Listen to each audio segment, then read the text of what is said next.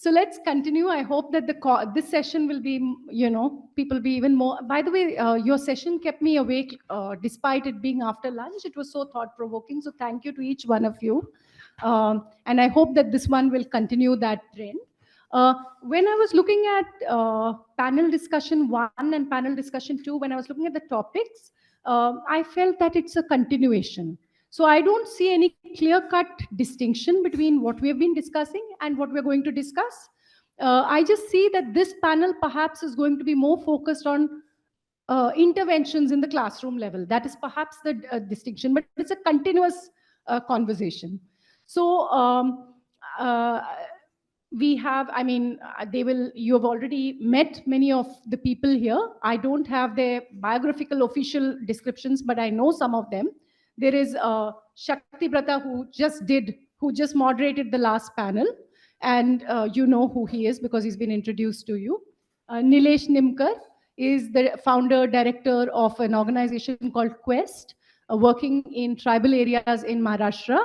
And he has run large-scale government programs across the state, as well as he's been sort of a thought leader in the FLN community for many, many years, for nearly a decade. We have Eugin, Leen, as well as PBS Usha, both from the KV system. It would be nice if each of you could just say a little bit about your specific roles within the KVS system. Okay, I'll just introduce myself. I am PBS Usha, working with one of the 5 training institutes of the Kendriya Vidyalaya Sangathan. So right now I am in Bhubaneswar. So my job is generally to conduct training programs for our teachers for their capacity building. So we just choose the areas as per the organizational requirement and plan the training programs and then of course conduct them. I'm Eugin. I spent 16 years in Mumbai and 10 years as a trainer in ZIET Mumbai. And now I've been transferred to Jharkhand, Kendriya Vidyalaya Maithan Dam. And from the beginning, I've been involved in this project, and I'm here to say something about what we have done. Yes. So we'll follow the same format. I request each of the speakers. Firstly, I'll give you signals about, when I say 2, it means 2. And then this means done, right? Yeah, yes. But I also request them not to talk in very general terms. We are talking about fluency interventions. So please be specific. I mean, you're welcome to say, really, we have not done very much with fluency. This is what we are doing. These are the interventions. So you're welcome to say that. But please tell us specifically in what ways each of your programs has addressed or not addressed fluency. And fluency, you can define it in any which way that you like. I told you we do pace, accuracy, praise, prosody. Could be oral language, it could be comprehension. You can bring in whatever you want and say, this is how we define fluency, and this is how we are addressing it, or no, we are not addressing it, but this is something we need to. So just give some specific clarity is my only request to all of you. In terms of, where is Madhukar? Madhukar said that he said, I'll be controversial. We've got lots of knowledge about pedagogy and we don't have enough about governance. That was a controversial statement, but never mind that. But, I was just thinking deeply. You're right that there's not much knowledge about governance, but even this knowledge part that you said we have a lot of, firstly, we don't. So that is why I found it controversial. But let us assume that we do. I was just thinking this knowledge has 2 levels. One is knowledge that people like me may articulate, and say that this is how it should be done or whatever from the academic perspective. But there is in education a knowledge of practice in the classroom. And that level of knowledge for sure has not been worked out in a shareable format in this country. Whatever little limited knowledge there might be in the academic. So there's theoretical knowledge and then there's practical knowledge. So that level of knowledge has, according to me, not been worked out. So I'm just queuing. I don't think that the theoretical fluency, at a theoretical level also, I don't think we have well designed, well thought out fluency interventions in this country, with a few exceptions perhaps, and these people are perhaps the best to speak to the few well thought, perhaps, people who are thinking at the cutting edge. But I was just thinking, imagine if you were trying to design a technology related to flying an aircraft, and then you say, oh, it's all worked out, this knowledge is all worked out, but the pilots have no experience using that to fly the plane. So that is still not knowledge that is in a usable form, if you know what I mean. So people have to sort of work with this knowledge and get competent with this knowledge before you are going to be able, even with the governance part of it, we need to also work on the knowledge of practices, is all I would like to submit. So with that, I would like to invite Saktibrata to start the conversation. So, in Room to Read, the focus on fluency started somewhat around 2015. Before that, the focus was entirely on comprehension. Now, when I say that, why was there the sudden need of bringing in something as specific as fluency as part of the fluency comprehension construct, and jointly saying something like that? I mean, to me, if I say comprehension, I assume that fluency has been subsumed in that entire process. But what was the need to bring something, something like a fluency comprehension construct in the first place onto the table in public dialogues, in internal dialogues everywhere? Uh, in the morning, we were discussing that, why does fluency get picked up? Because of its numerical value, because it seems like a low-hanging fruit, because it is easier to chase. Probably, yes. But let's also acknowledge that it is only through a practice of fluency that teachers get the first taste of success, that my children are reading, somewhat reading. Now, the larger debates of speed versus an effective speed where meaning making is happening will come. But the fact that the teacher needs to believe that change is possible often starts with observing a child being able to read, putting aksharas together, forming a word, or some level of automaticity, some level of chunking. ये जब दिखता है लोगों को, then that's the first taste of success for many teachers, and that's very, very motivating. That's also one of the reasons why fluency got chosen publicly all over. So we realized as Room to Read that, it was not only a pressure from above, we realized that this is also a voice from below. That people are looking for, उनका सवाल सिर्फ बहुत interesting था. Standard 1 में अगर मेरे बच्चे अक्षरों को जोड़कर पढ़ सकते हैं और उनके पढ़ना सुनकर हमें समझने, मतलब हमें लग रहा है कि वो समझ रहे, which is the prosody, that's how they expressed it, कि उनके पढ़ना सुन के हमें लग रहा है कि वो समझ रहे हैं. ये हमने कभी नहीं देखा. इसको करते हैं. That's where, and we realized that they were also talking about speed. But then we'll get into those later. So what needs to be done to be able to showcase that children will be reading at some pace whereby comprehension is also happening?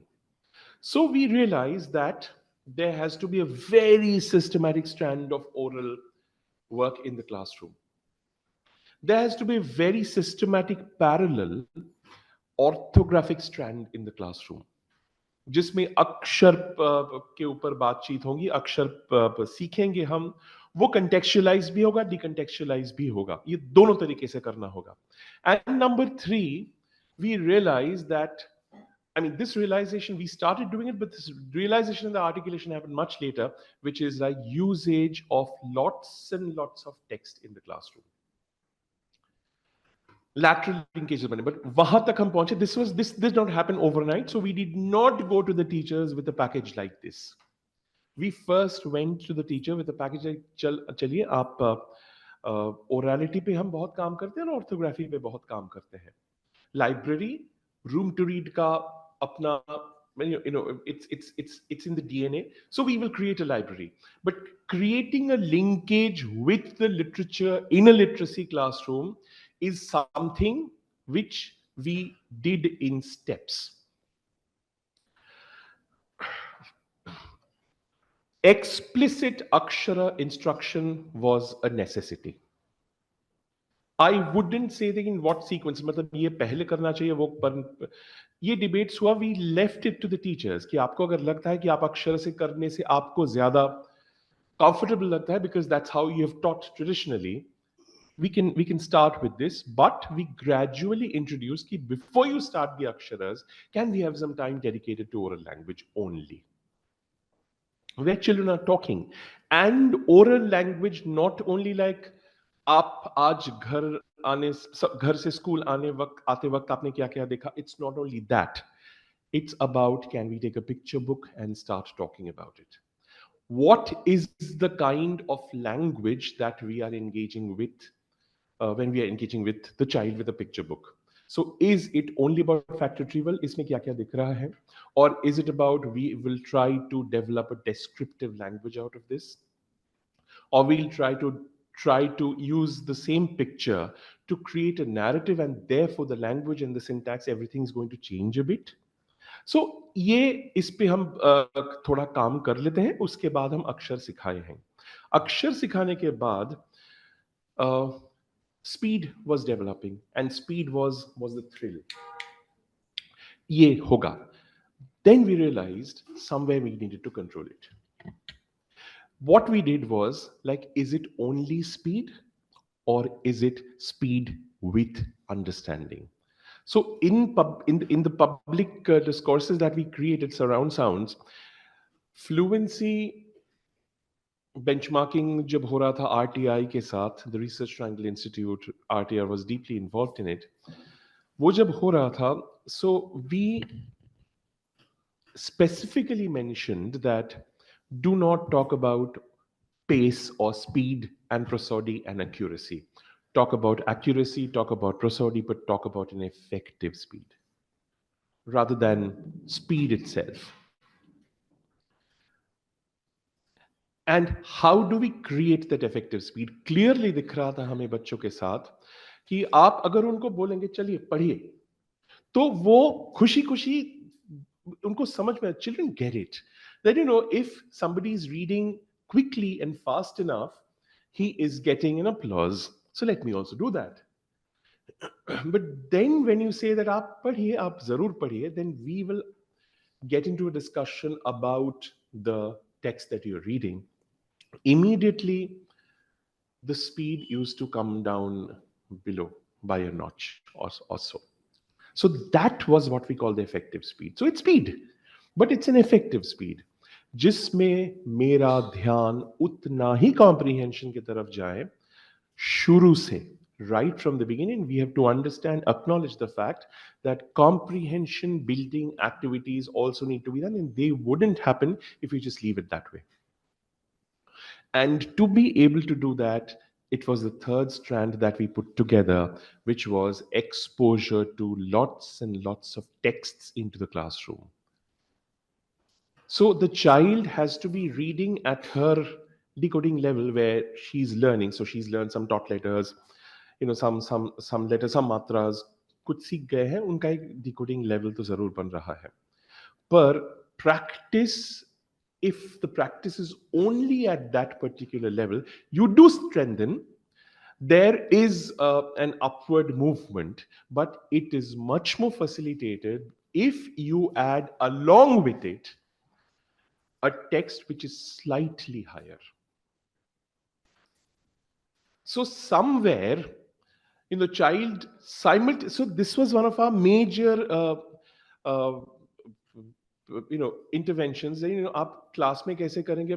Finally teachers जब बोलते थे कि आपने हमें structured lessons दिए हैं etcetera etcetera, पर मुझे अगर थोड़ा सा करना है, मैंने देखिए कुछ भी करिए, पर at her decoding level and slightly above her decoding level, this is a mandate that you cannot say no to.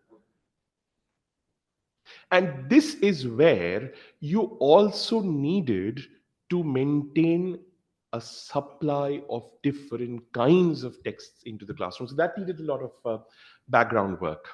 So like you would need to create primers, you would need to create decodables. We can fight about the percentage of talk letters into that and all of that. But at the same time, you also need to create lateral linkages with rich, authentic literature, which has not bothered about talk letters alone. Because, we can see creating good literature with only taught letters is, uske examples hai Bharatvarsh mein. Tagore ka Sahaj Path hai. But not many. Like, बैठ के हम taught letters से लिखेंगे and everything is going to come out as literature. Sorry, that's not happening. So we will have to create linkages with the right literature as well. And this is how the focus was brought back to the effective speed, and we never called it speed. And even in the data across programs, anybody, if they said that fluency score बढ़ रहे हैं, we would immediately ask, okay, what's the correlation with the comprehension? So अगर आपको report करना है, only report through a fluency comprehension construct, which means I should stop. No, you can conclude. ऐसे भी नहीं है. You can take a moment to conclude. I've been asked to. It's okay. Over to you, Shakti. Thank you, Shakti, for minding time this well. I didn't quite expect that. मैं तो सिर्फ इशारा कर रही थी. So, Eugene, can I request you? Yeah. I have a short presentation. Yes, please. I thank Professor Preeti Rao for giving me an opportunity to present what we have done here. And next slide. The context has been mentioned by my Joint Commissioner as well as my Deputy Commissioner, Ms. Sona Seth. The pandemic situation was coming to an end, and we were implementing the new education policy. KVS was involved even in framing the policy. Some certain areas were given to KVS. So we thought of looking into this matter much before that, and we developed our own rubrics for assessing, listening, speaking, reading, and writing. And that was done manually, and we were collecting the Google form from all the region, okay, from all the students of class 1. Initially, we started with. But still, the authenticity of that work, we have doubt. Okay, people have different way of doing things, and it's a manual work. In the meantime, I came to know about this app. That time, it was not Tara. It was Happy Lingo. Some name was there, and it evolved into Tara with more features and a versatile software.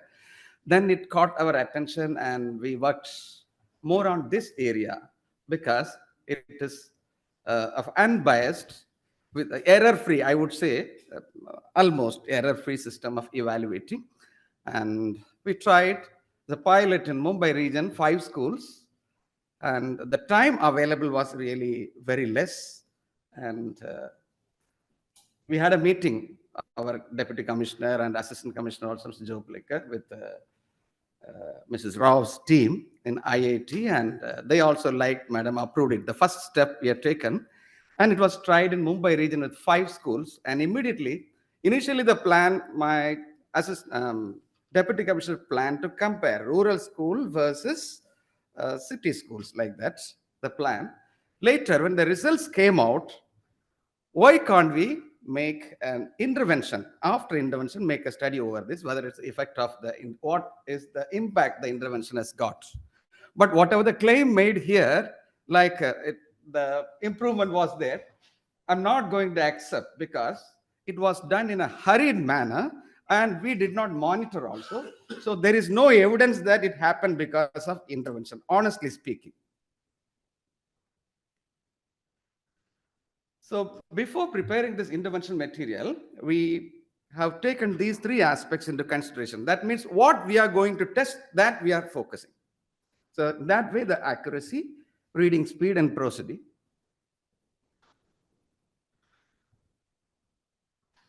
For accuracy of reading words, we took like 3, 4 stories were selected in the short period. Preparation 10 days and application for another 2 weeks. Okay.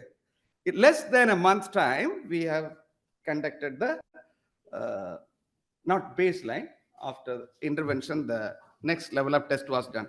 For accuracy, the story selected, we analyzed and selected or grouped the words like one part word, two part word, syllable, technical terms, syllable. As is a lower class, we call it part, one part, two part, three part word together and tabulated. And a video is created. And here there is a difference between these words, sounding and pronunciation. Lower classes, we sound the words. And higher classes, pronunciation is much precision, but most of the documents they mention is pronunciation. And onset and rhyme is a concept from phonics. That also we introduced.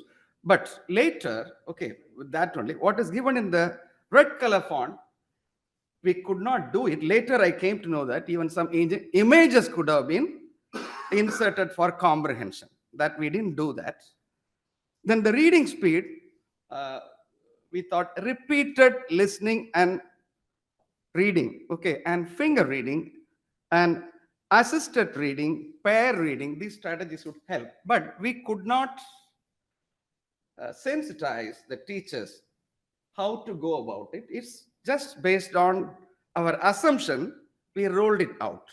So teachers only read of their own, and how many teachers really applied what they understood, we don't know. But I'll show you the actual model we prepared. And the prosody, the punctuation marks are given. In the earlier model, they put the punctuation marks that pauses and stops in the story. And the stress is a method here. The stressed words are the letter sound relation is very important here. The stressed letter corresponding the sound is given in bold letters or a big and small circle also parallelly we put as signs. And model reading is given with exactly the pause and full stops. Then sight word practice was also there. Here, the sight word, I would like to say, there was a controversy I could find. Sight word has got two features. One is maybe frequently occurring word, sight word, we say that. Another reason for saying it or using it as sight word is it doesn't comply with the rules we follow to make a word, like the spellings we make. Most of the sight, not all, most of the sight words are not like this. Okay, the spelling and the word we sound are different. That sense also it is included in the sight word list. That's what I understood. And the remaining last one, phrasing and chunks, we could not include, even we did not think of it. Later we understood, so this is in our plan. The extended activities were also given. Okay, retelling was not exactly given. Here, summary. Children say the summary only, not exactly the same thing. Okay, and the moral of the story was included. Means out of understanding, they say the moral and draw a pictorial representation of the events in the story or comic strips. Then comprehension questions were there in the form of MCQs. Another exercise is word meaning and matching. And children themselves created a mind map. Initially, it was assisted. The structure was given. They fill in the words. Later, they themselves create. That was the idea. Now, let me show the actual intervention material, what we brought out. So, one part words, children drill in the hope that we didn't give any instruction, but the video link is given. Two part words are there, and the circles are there to teach the stress. Okay. The words corresponding to the stressed sound. Okay, it is in bold. Another sign is also big circle and small circle. This way we did. Let me try the video. This videos, it is teacher assisted in the class, and later at home also they will practice with that belief only it's given. Hi children, let us read the three-part words. Please repeat after me. recognized, finally, globally, language, connection, society, electric, attention. As the time available is limited, one more video of the phonics concept. And the side words we have not prepared, but the available links we are given. Yeah. There is a concept from phonics, okay, onset and rhyme. The change of onset changes the meaning of the rhyme here, what is given in that onset that in red color font. So that also I created a video. Children learn how to replace that sound and sound it, this idea. Now the time to play this.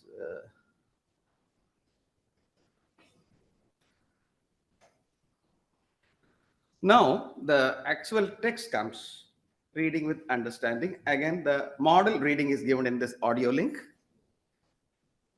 And the words are, the slash marks are given for pause and full stops.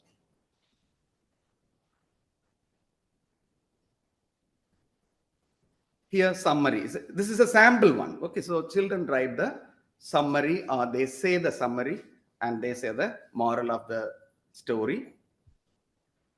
Some idioms and phrases were also drilled.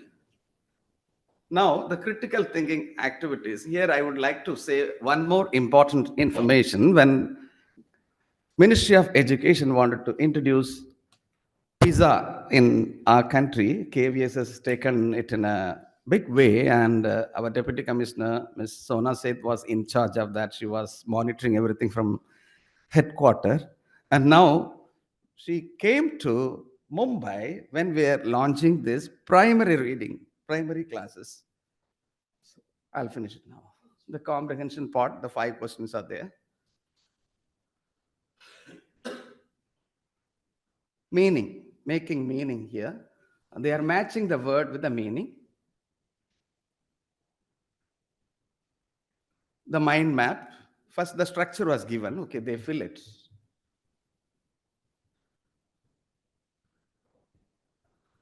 Then the next story begins. This is what we have done. And your comments, suggestions are valuable for us because you are from different platforms and you have different experience based on different needs. We also have different levels of children in our system, so we want to accommodate your ideas also in this. Thank you so much. Thank you so much, both of you, for minding time so nicely. Thank you very much. May I now invite Nilesh to present his ideas? So I represent an organization called Quality Education Support Trust. The acronym is QUEST. And we work in space of early childhood education, literacy education, numeracy education, also teacher professional development. We have been working in the field for the past 17 plus years now. And literacy education has been one of our focus areas. I would like to just give you a quick update about what exactly is happening at the ground level, because that's what I represent, I think. After the new education policy has been rolled out, a huge chunk of Anganwadis has come under this ambit. So now we expect the Anganwadis are essentially the preschools, for the mainstream system. And now it is expected that Anganwadi workers are supposed to implement the literacy programs across the country. So we work in this space. We have been working with about 2,500 Anganwadis where a robust literacy program is being rolled out. Obviously, the literacy program in Anganwadis looks quite different than what it would look in a primary school after the age of, say, 6 or 8. And hence, we have a comprehensive framework on which we have based our literacy program, which I would like to present to you, and then come to the fluency part of it. So this is a very old definition that has been widely accepted in the literacy world, that what do we mean by reading? And this is at the base of all our intervention that we do. So just give a shot and just spend a couple of seconds to read it, because this is really at the bottom of everything that we do. So if you really see the definition well, constructing meaning from the text is at the center of our program. And what all affects this construction of meaning are these three major buckets: that what is the prior knowledge of the child about that particular topic in the text, then what is the context of the reading, in what context the reading is happening actually, that also in fact influences. And the third thing is the information in the text, which has to be accessible to me. And I think that, decoding, fluency, all these constructs that we are talking fall in this bucket for us. But there are these two major other chunks that we really are worried about, because we predominantly work in the interiors, rural, tribal belts, where the context of the child matters a lot. So if I just have to say, a few people here who understand Marathi, if I say that ek hoti idli ti ekda chidli, sambarat budali, sambar hota garam, idli zali naram. Now this kind of a rhyme, is it an easy rhyme for a child to really comprehend? If that is the question asked, the next question I would ask is that which child you are talking about. So for my child who has never seen an idli and a sambar and what does it mean, it's pretty meaningless thing to do. So context is something what we really hold of a lot of importance when we assess, when we teach, when we ask child to read. And the second thing is that what is the context of reading? I mean, where the reading is happening. Yeah. So these are the three things that on which we really base our entire program.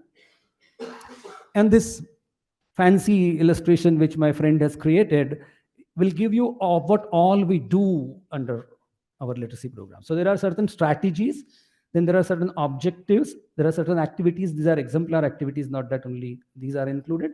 And last thing is something, what is the purpose, that how do we really define reading and writing. So as I said, reading is constructing meaning from the text, and writing is expressing your thoughts and ideas using some kind of a symbols on the paper. And that's why we have a lot of what we call emergent literacy activities, if I want to add one more term to the debate. But yes, I mean, that is something what is important. Reading and writing is considered to be a skill in India for a long time, but the newer theories tell you that it is not skill alone, but it's a part of your developmental process. And we don't, हम बहुत साफ सुथरा लिखना पढ़ना नहीं सीखते, but it develops over a period of time. अगर एक बच्चा चलने को शुरू कर दे, तो we don't tell him, okay, why are you walking like that? Walk straight. That's not what we tell the child. So similarly, when the child attempts writing first, when the child attempts reading first, it's integral part of the process, and it develops over a period of time. And that is very critical part of our program, because we work in Anganwadis. So there is every danger, and Krishna Kumar has really flagged it out in one of his articles, saying that, I mean, now because we are rolling out FLN, there is a danger that what we were doing in grade 1 will be pushed back into the Anganwadis, into the preschools, and we would expect children to do the same thing over and again, which has failed many times. So that is something what we have to really keep it our mind when we talk about literacy program.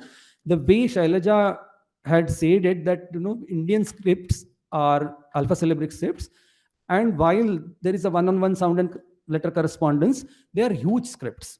So if in Marathi, if you see, the number of unique symbols that a Marathi reader reads is more than 600.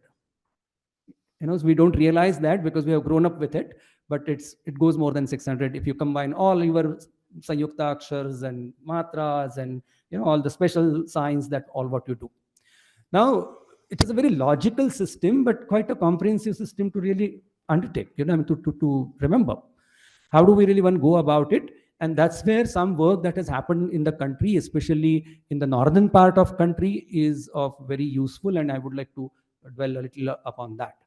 See, what has been our traditional way of learning the script or decoding is that you start with the Vardhamala, then Kaka Gaga, then you go for your Kaka Kiki, the Barakhadi or Chodakhadi, whatever they call. Then you come to the words, and then you come to the sentences, paragraphs, and that's how, thousands of Indians have learned to read. But, this is something where the actual problem comes in.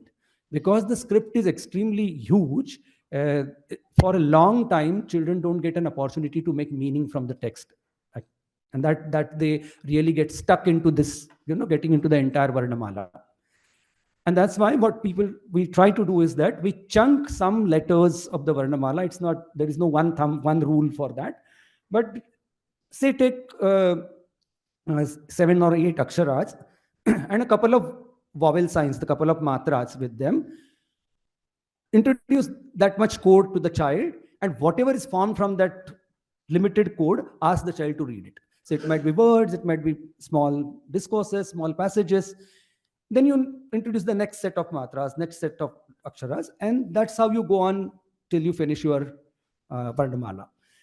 And this seems to be proven helpful, because all the tracks are then on parallelly. So it's not on a very linear track whereby you just finish one aksharas and then matras and then Varnamala, which is a very tiring and taxing process for the child.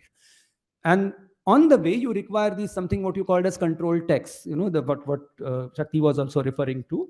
They are difficult to produce because, sometimes they really lose the meaning part of it. But, we need to have that kind of a graded text which is available while you are doing the decoding. So even if we are mindful that, the fluency and these kind of things are to be done once child gets grasp of the decoding skills, at least with the Indian scripts, it has to happen parallelly. That, when you know a part of the script, apply all your fluency ideas and comprehension ideas to that. Then go to the next part, and that's how the window for reading opens for the child.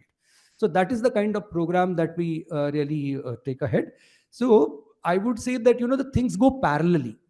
So it's not linear. And that is something what is a big challenge even within the system, because Indians have been reading in a sequential manner for thousands of years, and it's very difficult to really break that kind of a notion across a wide population in the system, because the immediate answer is that hum to padhna seekhe, aapko kya problem hai, aap bhi seekh jaiye. So that is the kind of resistance that one faces from the teachers. But all these tracks, if you really operate parallelly, then it makes sense. So if you really see that last part of the pencil, I would show you that these are certain routines, strategies which we would like to observe in the classrooms. And Madhukar, even if pedagogy seems to be a very old discussed idea, they are yet not in the classroom. So unless they are practiced in the classroom, I won't say that the kind of discourses, the kind of debate that we are having is fruitless. I understand that, a lot needs to be done to take it to the scale, but they are not redundant, they are not irrelevant. Yeah. So that is something what I would like to take. And the kind of understanding that one would take is not, rocket science in that way. I would say that from my experience with working with about 2,500 Anganwadi workers who are barely 12th passed or 10th passed ladies who can beautifully implement these ideas into the classrooms, and that's something what we see as a result in the classroom. So it's possible. What we require is a stable policy which doesn't turn in 180 degrees the moment government is changed. So that is what is really required. Now, towards the end of this thing, I would like to show you a little data. So this is something is on the horizontal axis, there is words read correctly per minute. And on the vertical axis is number of children that you see over here. The orange bars show you children who did not have comprehension, and the green bars show you children who showed some comprehension over here. By comprehension, I mean that I gave a small text to read and asked, say, 4 questions, and I expected at least 3 of them should be right. So that's the level of comprehension that I was saying. This is just a dipstick kind of questions that we ask to the kids. If you really see, it's at the end of grade 1. Yeah. So if you see that, it's clear that if the fluency is lower, then there are a lot of children who do not comprehend over there. But even if you go to that end, whereby, like 41, 42 words per minute, even there are some children who are there who don't show any comprehension. So, while it's necessary, it's not that just with the growing speed, they are going to comprehend better. And the whole, if you really see everywhere, even after the concentrated data, if you see everywhere, the number of children who comprehend and number of children who do not comprehend is almost comparable. And what does that indicate? In my opinion, while fluency is an important part of it, an explicit instruction on comprehension is really needed. How do we do that? How do we scaffold children in that process? It's something what we have to really work out. And I think there is a lot of wisdom from the West, which we have to adapt and contextualize to our context, and that works beautifully. Just to end my presentation, the data, the voice data that you showed with the struggling readers is a gold mine, because that will tell you exactly what kind of scaffolding is really needed, not just the numbers, but the qualitative data that you have with you. If we can somehow bucket it into certain meaningful buckets, then you will get great pedagogical insight on how to scaffold them. And there is a framework to sort of classify that kind of a data. And that is where we should really focus, because fluency is something which is when achieved is of little relevance. What we really need to focus on, that those who haven't achieved it, where do they struggle and how do we really go about it? To conclude my presentation, I would say that fluency is not a goal in itself. It is just an indicator. And that's why what we really need to advocate as pedagogues is a balanced literacy approach, which is all encompassing, the kind of routines that I showed you. If everything is done, fluency will be automatically achieved. Thank you. Thank you, Nilesh. May I now request Usha to...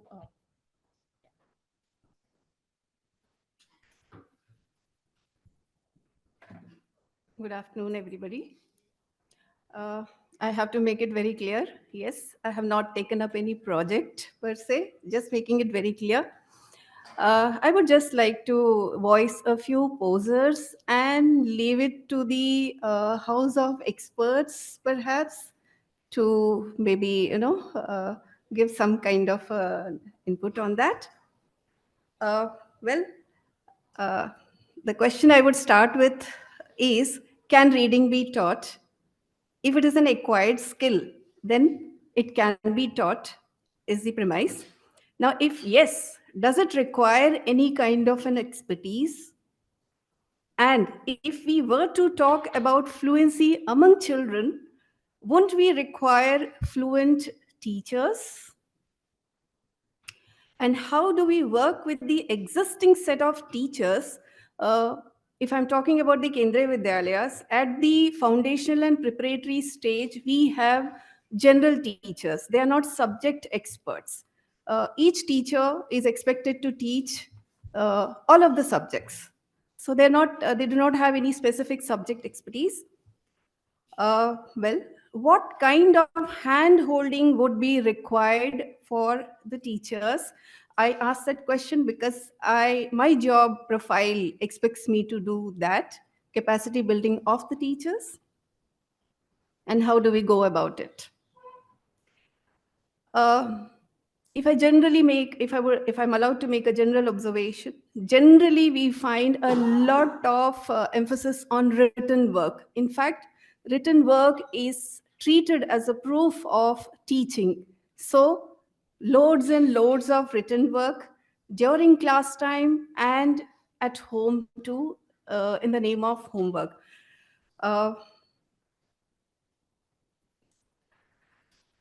And a lot of time thus is devoted to writing, forgetting that reading and writing go hand in hand.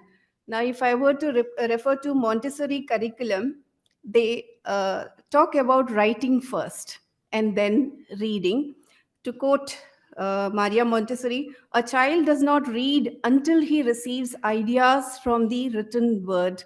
In other words, as child learns letters while writing, they put those letters together to make words and start reading. This is the idea that Montessori curriculum moots. Well, the point that I'm trying to make is, if we are focusing so much on writing, when do the children actually get the opportunity to do that reading, which is so very important? I mean, they just keep on writing. They barely have any opportunity to do any kind of a reading. Uh, yes, and as far as what are we doing in our training sessions, whenever we deal with the primary grade teachers, we are focusing on achieving the competency levels as per the FLN Lakshyas. We insist, I mean, rather we talk about, focusing on the competencies rather than covering a certain syllabus that has been prescribed. So that has been our endeavor, and we focus on, we rather suggest active learning methods in general, so that lot of conversation happens in the classroom.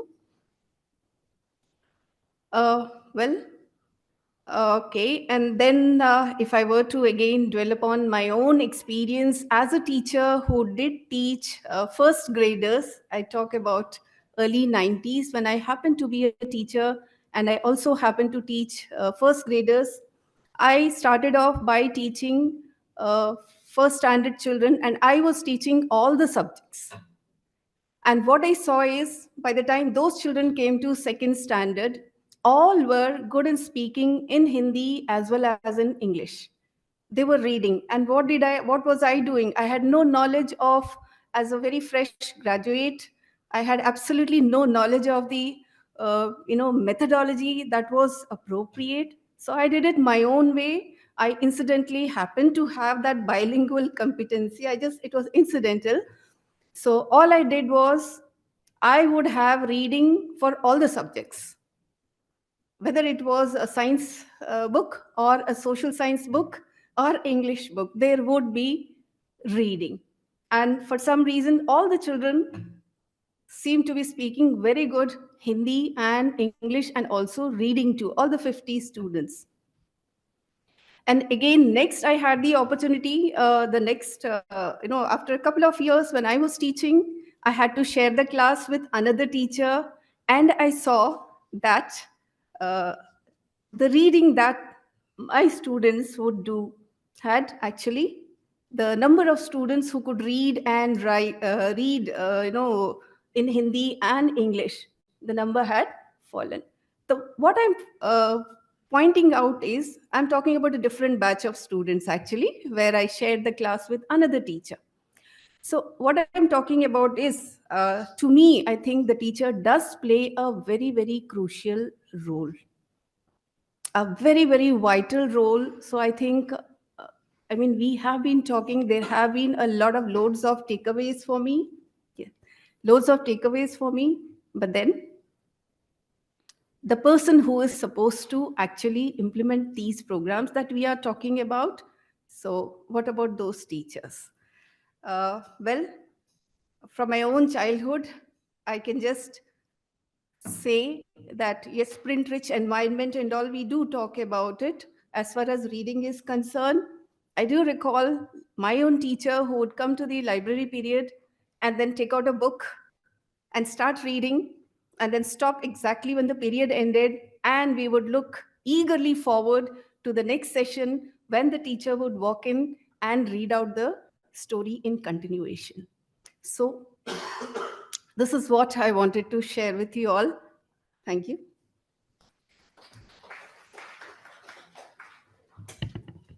So I'll deviate. Thank you to each one of you. It was very interesting for me and informative to listen to each of you. I'll deviate a little bit from Shakti's format. I won't necessarily ask questions. I'll leave that to you. I bet you have lots of good questions.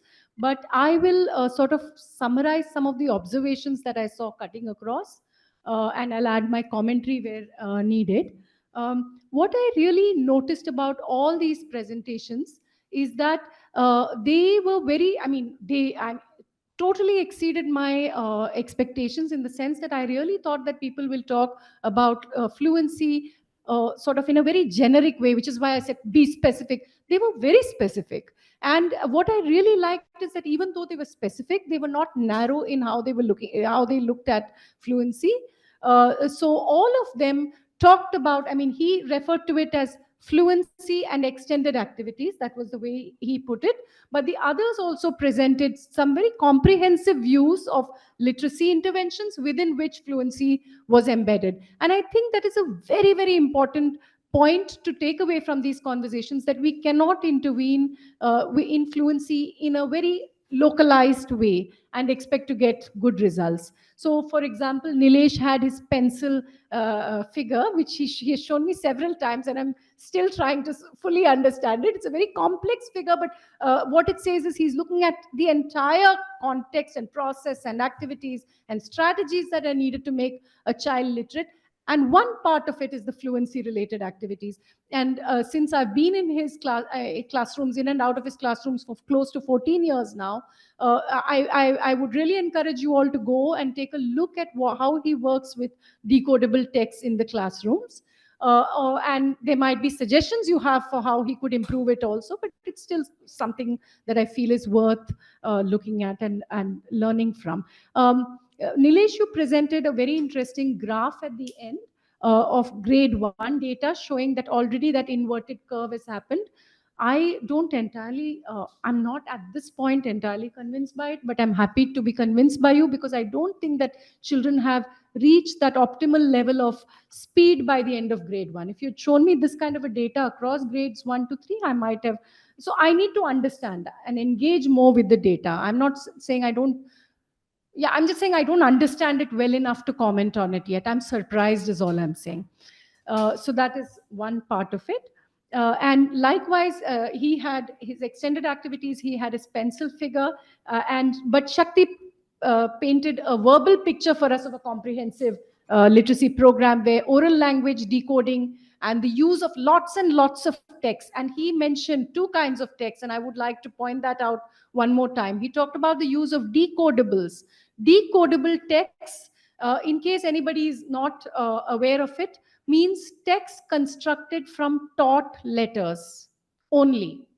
So if you've only taught l, p, n, p, l, p, n, m, then all the texts will be, and a and e matra, every word and every sentence will be constructed only from these known texts. And what Nilesh also referred to these kind of texts.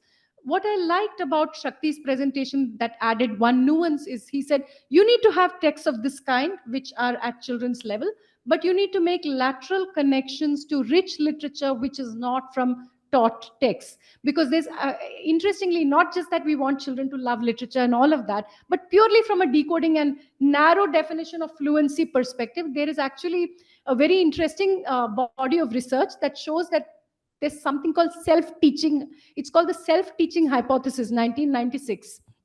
So Share, David Share, I think, SHARE, 1996, self-teaching hypothesis, that when children read and they encounter aksharas and akshara combinations in wide reading, other than interest in reading, other than love of literature, other than comprehension, they're actually learning orthographic chunks and patterns and this thing. So that lateral of untaught aksharas, introduction of untaught aksharas is very significant, I felt. Also taking care of comprehension and all of that. I also really liked how in your intervention, you really did such a methodical, good job of having this high frequency words and onsets and rhymes, which are orthographic chunks, as well as, extended activities like retelling, drawing a pictorial representation, etc. So it's wonderful. And Usha, what I really liked about what you said was to emphasize the role of a teacher and a competent and fluent teacher. So the reason that you were perhaps able to get the effects that you saw is because you yourself, as you're saying, you were bilingual, you were competent in two languages, you spoke to them in both languages, you read. So again, you are invoking oral language, reading, etc. So, so with that, I will pause my commentary. Shakti, you promised me one slide with room to read data on fluency. You didn't show me. Okay.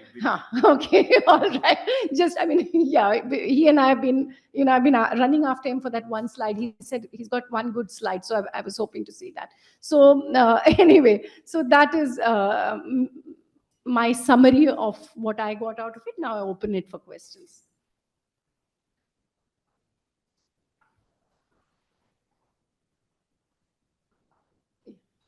If I may ask, yeah, so, Nilesh mentioned more than once that these bucketing the qualitative data would be very useful. So that's an aspect we really haven't thought about. And I think it applies also very well to what Eugene is trying to do, to come up with exercises that address each bucket by putting them all down systematically. So for English, there's probably some literature which, maybe we can study and determine what those buckets should be. But do you have that also for Hindi and Marathi and I think, formally research level literature is really rare in Marathi or in any, for that matter, any regional language. But we will have to really take up this challenge and build it through our, projects that we are taking up, because this is an opportunity to do so. I would also like to bring bring to your notice is that when we talk about Marathi, it is not a single language. Where I live and teach, the languages spoken there are almost incomparable to a Marathi speaker. So there is sort of what you call bridging the gap between the home and the school language, and this is an important thing when we think about the fluency. So just to give an example, Shada and Shala will be one thing for us, and your system will mark it wrong for me. But I understand both the things very correctly from the context. So this is the kind of qualitative analysis, if we can really sort of aid through the app, that will be really great. And one more thing is that when you are developed the app now, I think it is necessary to have a battery of texts embedded into it. So how can we really use it for the diagnostic purpose? There could be a dipstick purpose where you really check it at end of grade 3 and done. But there could be also a diagnostic purpose if you have a battery of text embedded into it, the teacher can really know that what exactly is the reading level, where exactly am I supposed to map the child onto that. So that will be really helpful, and such kind of a battery which is graded it's something what is available at least in Marathi for what we developed under guidance of Shailaja for the little study. But this is something what we need to test, implement on a scale, and get the data and validate the ideas. I mean, just one point that I probably should have talked about, which is like as Nilesh is pointing out, that what do we do with fluency benchmarks turned into fluency goals when there is a multilingual situation? One of the major things that we have negotiated is that Indian multilingualism is also not homogeneous. It is a very diverse construct. So languages which can be socially close but linguistically far away, linguistically close, social hierarchy mein kahin aur hai, how the interactions have happened over years. So it can be quite complex and not necessarily a problem. What we have seen is that in cases, I'll have to qualify that, in cases where there are languages which are closer to each other linguistically and there is one script. So, I mean, if it was two script to script transfer ki baat main nahi kar raha hu. So, if there is one script, then the performance time of the child to a language of literacy as defined by the school often takes more than 3 years.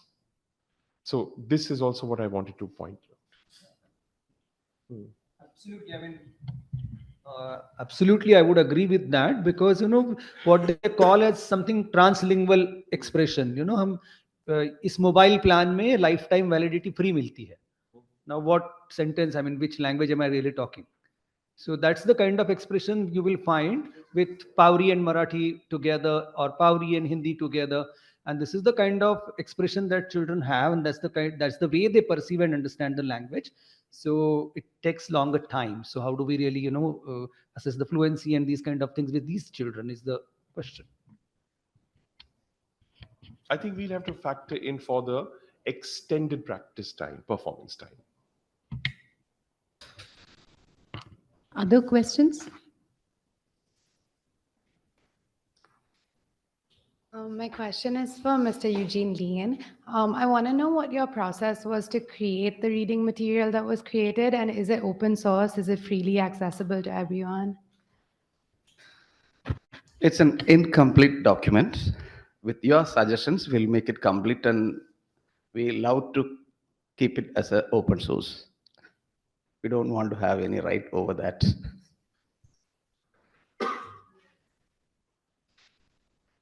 And can you share how, like, what process you had to create the document, like the stories, are they Indian context, and how you went about doing that?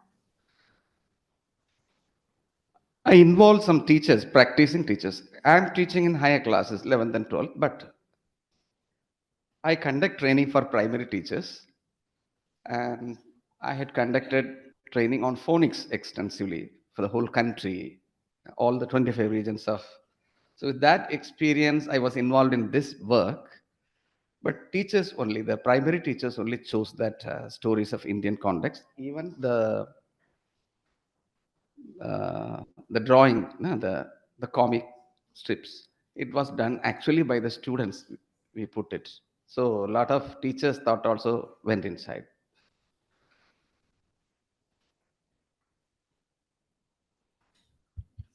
So I had a question that's not specific to this particular panel, but for the whole day. So starting from the morning talk by Shailaja, I had noticed that there was this clear 3-point statement she had mentioned about, say, in Western literacy, there is the ability to decode, then there is the oral part, and then there's a third part which is making connection between sentences, on which they take the first two for granted and do the third.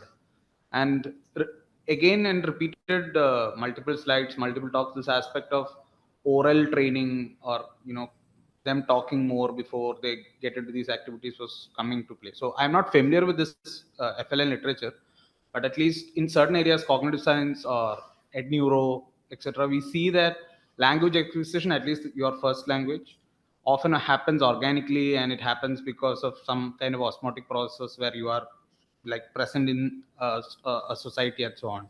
So I feel like when they can assume that and we cannot, is there something in which our language, because initially I assumed it would be only for Hindi and English, that okay, we need this maybe space that we create so that they can engage in that language. But it seems to be that when you talk about literacy, you're talking about native language literacy. How come there is this some kind of something that is not working, where they're organically supposed to pick up the oral uh, part of the language, which they should come in for the literacy? It's a good question. Even morning, Dr. Shailaja Menon put in so many things. Still, I feel that we have not studied the power of brain in language learning completely. Whatever we know, from that only we are trying to assess.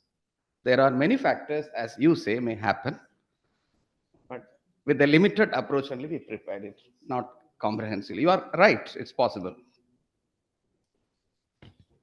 This is not an answer to your question, but a thought came to me while I was saying that if at all we are sort of trying to develop fluency norms in different languages, we should try to develop it in children's first languages, because, for example, going to Karnataka and getting Hindi fluency norms is going to really corrupt the Hindi fluency norms.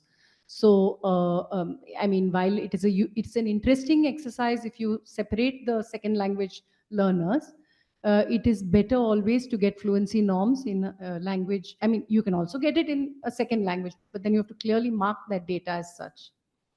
So, first language is the best.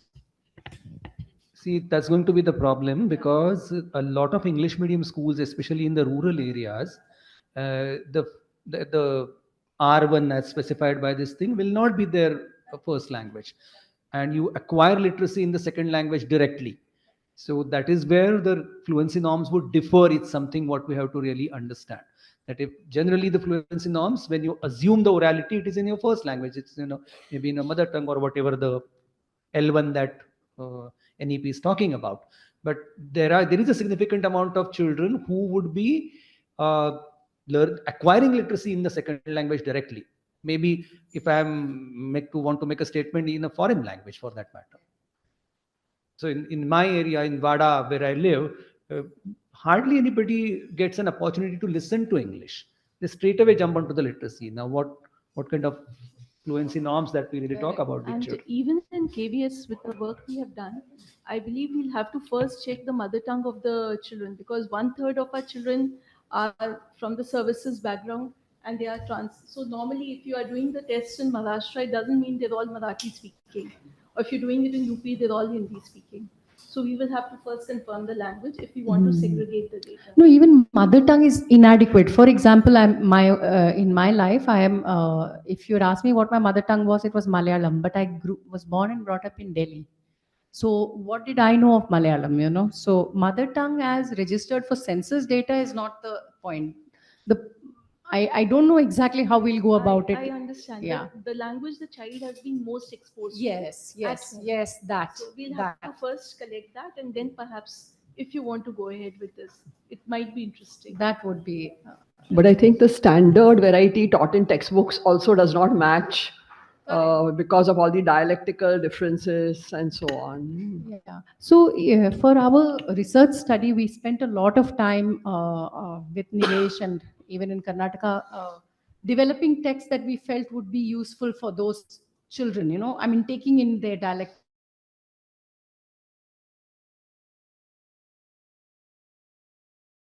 Possible to have it'll be mind-boggling whether people could input texts as per certain criteria from their own context. I mean, that is, I don't know, it might be a big stretch. It's possible. I mean, but then the app would have to tell them that this will not fit. I mean, if you're doing levels and criteria and all of that, they should be also able to say not this one or something, or this one is too high for this, or something to that effect. Explain the physical character of the text. Reshma has a question. Yeah, sorry. So I just wanted to ask, since we've been discussing and focuses this app from the panelists, I mean, we see the benefits of the app and we see the risks of the app because we all work with the government. What what are some of those risks that we need to account for as they continue the work with this? When we want to use something like this at scale, how can we sort of take care of those things as we move? I think biggest risk is that everything will be narrowed down to fluency because something is measurable, something can be reported in numbers, and then we are happy about it. The other thing is that I mean there will be a tendency to really mug up the text and increase your fluency because that's what my system is asking me. The third bigger danger that I really look at is that gearing up the entire pedagogic practices towards it. So the way you assess, I tend to map my pedagogy onto that. It's not like that. The pedagogy is completely a separate thing. And assessments are often created for our own understanding, which are linear, which are segregated into buckets. They are sort of looking at certain things in the fragments, but that's not how the pedagogy should really work.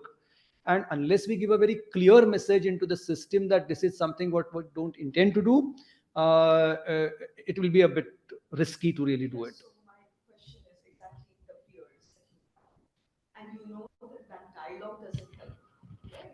Once it's adopted, no matter how many times Reshma and Nilesh says, please don't use it for this purpose. This is not the purpose of the app. Unless the app doesn't allow you to do it, it will be done. Yeah, I think on that, one way, I mean, we haven't done it on an app, but I wouldn't see much of a difference here, like whether it's being done in an app setting or on a pen and paper setting. The point is, please do not report fluency data alone. So have something along with it, like fluency and comprehension का कोई एक construct. But when we started to do, we put two different slides. So this is fluency and this is comprehension. And we used to like literally force the government to look at both the slides and not just the first one and say wonderful. And the language in which you're presenting it. So this is a very established language across, we have heard, and I've never liked it too much. So that fluency is not a proxy indicator for comprehension. So fluency, comprehension, correlation, if you talk about, please make sure that it is not causality. So, get the right kind of words along with it so that, because these are going to travel. These are going to travel. So when these are going to travel, please make sure that as much as you can guard them. And more importantly, we have seen. So I remember it was 1 year when suddenly in the month of September this number started to become a big latch point for the government, and everybody said 30 word ही करना है ना, 30 word लिख के रखो, कर दो.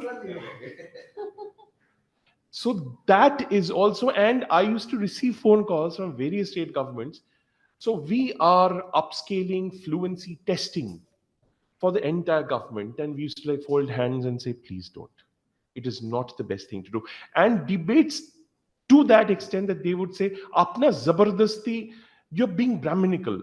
आप जबरदस्ती उसको मतलब उसको कॉम्प्लेक्स बना के अपने पास रखना चाहते हैं. You don't want to spread it out to the masses. It's an equity issue. I said, no, it is not. There is an issue of who's going to do it. So putting all of that together. So, yeah, please. No, finish.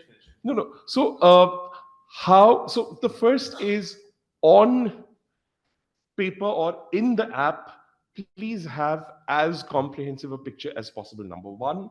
Number two, the language in which you propagate this or you talk about, please make that as standardized and as